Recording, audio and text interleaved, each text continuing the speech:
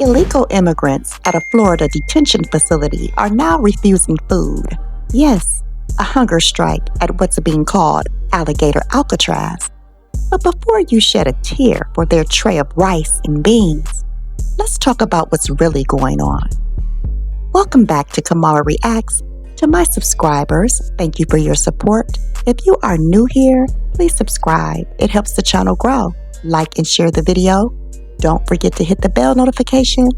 Let's react.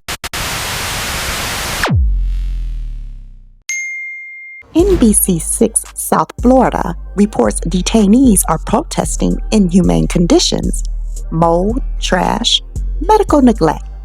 But you know what's worse? The jails and prisons right here in the United States, where American citizens, not criminals from other countries, are locked in literal hellholes. Trap houses with bars, where people die from neglect and nobody says a word. And where's the outrage from the Democrats? Nowhere, because they run those cities, every single one. But the moment a non-citizen skips a meal, suddenly there's a press release, a protest, and a parade of paid activists crying on cue. They're not fighting for justice. They're performing for your attention. If these detainees are mad, they should be mad at the governments they fled, not the one that had to clean up the mess. We have veterans dying in jail cells, homeless Americans treated worse than animals. But the political class is shedding crocodile tears over people who broke into our country and now want better accommodations while they await deportation. Get on the plane, go home. You are not a victim. You're a political pawn used by Democrats who needed your face for a photo op and then dumped you in a swamp. This country is falling apart, and it's not because of border security. It's because of Democrat hypocrisy. They fund chaos. They ignore American suffering, and they elevate illegal outrage over legal citizenship. Our jails are crumbling, our citizens are dying, and no one cares unless you're not from here.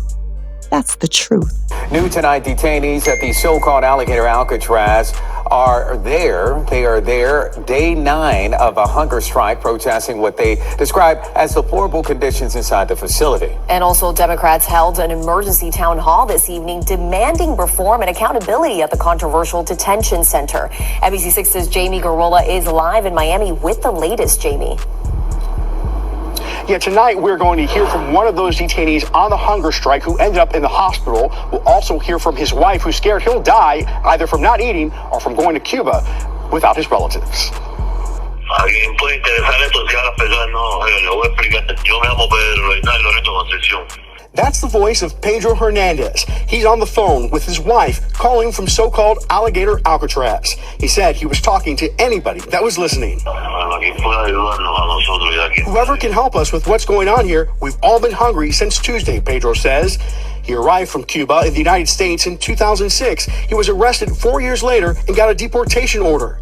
In July, during a routine visit to ICE in Miramar, the feds scooped him up. It was the last time his wife saw him. My husband was in prison. We make mistakes, but we learn from them and fix things, Damaris Hernandez says. Thursday, she shared Pedro's plea for help from what he describes as deplorable conditions. It's also day 9 with no food. He's on a hunger strike with other detainees.